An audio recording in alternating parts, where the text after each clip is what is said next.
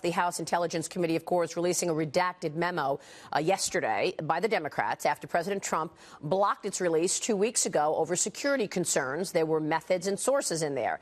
In this memo, the committee's top Democrat, Adam Schiff, refutes claims in the Devin Nunes memo. He states that the FBI and the Justice Department did not abuse their surveillance powers when they sought a FISA warrant. But the rebuttal leaves out key facts about the FISA-Russia investigation, how it came to the decision to investigate former Trump campaign officials. I want to bring in Texas Congressman John Ratcliffe right now, one of only 3 lawmakers who has seen the intel behind both memos. He sits on both the House Judiciary and the Homeland Security Committees and is a former federal prosecutor. Good to see you, Congressman. Thanks very much for joining us.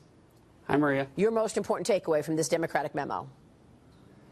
Most important takeaway is on page 5 of the Democratic memo, where they admit that although Hillary Clinton and the DNC were not disclosed to the FISA court, they argue that the court was provided with sufficient information from which to understand the political context of Steele's dossier.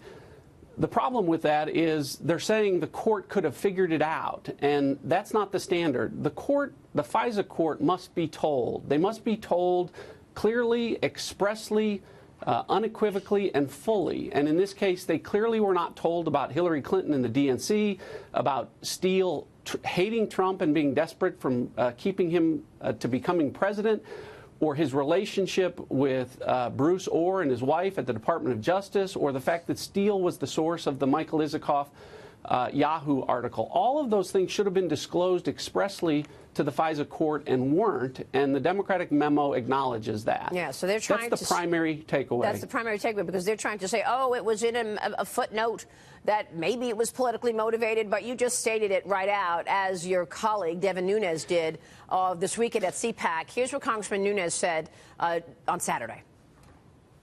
One of the things in the Democratic memo that they're all hot to talk about is that in a footnote before the FISA court, they had put in a very convoluted, complicated answer for something that was, and it's buried at the end, okay, of the application, about that this was politically motivated. Wouldn't it have been a lot easier just to say, hey, Mr. Judge, we want to let you know that the Hillary Clinton campaign and the Democratic Party paid a lawyer who hired a firm, who hired a foreign agent to go to the Russians and get dirt on Mr. Trump. So there you go. I mean, they investigated and wiretapped somebody because they could. They saw an opening. Isn't that right, Congressman? It is. And as Devin said, you know, it would have been easier. But what he didn't say was it was also required. Again, the FISA court is an ex parte proceeding where the other side is not represented. So the government has the duty for full disclosure.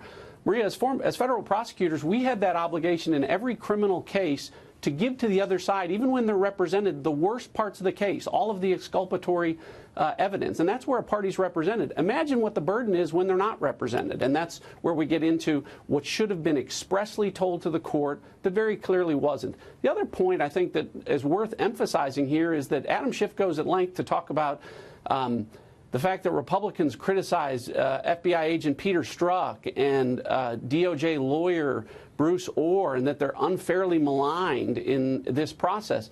You know who doesn't think Orr and Strzok did a good job? The FBI and the Department of Justice.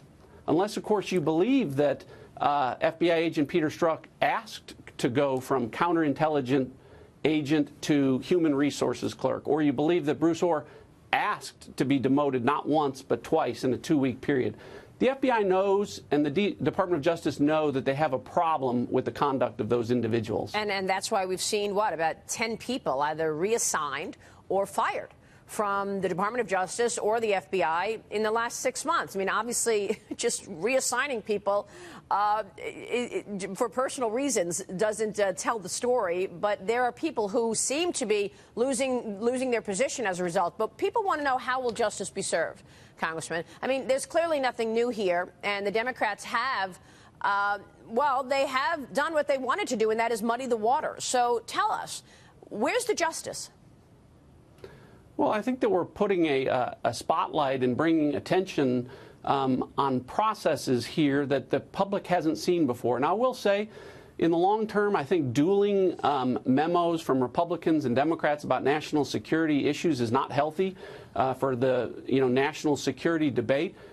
But, Maria, we ought to be able to, as members of Congress, agree on what is an abuse of the FISA process. And one of the most troubling takeaways here is that you have members of the House Intelligence Committee that apparently, when presented with clear evidence of what is a FISA abuse, don't recognize it. And so that's one of the focuses and takeaways here that I think we need to continue to explore. Yeah, there are way too much politicalization going on in these important agencies. We're going to get the Inspector General report in March. What are you expecting from that report? Because if it weren't for the IG, we would not have known about all of the incredible bias at the top of the FBI.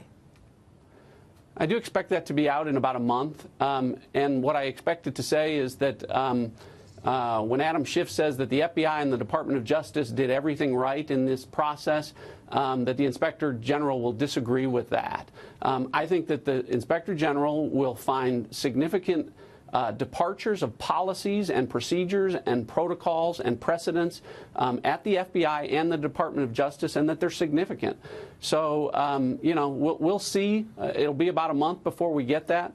But that's what I fully expect because, again, as a former federal prosecutor, Maria, I see one unprecedented coincidence after another in these cases of things that I have never seen before in my time as a federal prosecutor dealing with national security issues. So you think people will be held accountable then?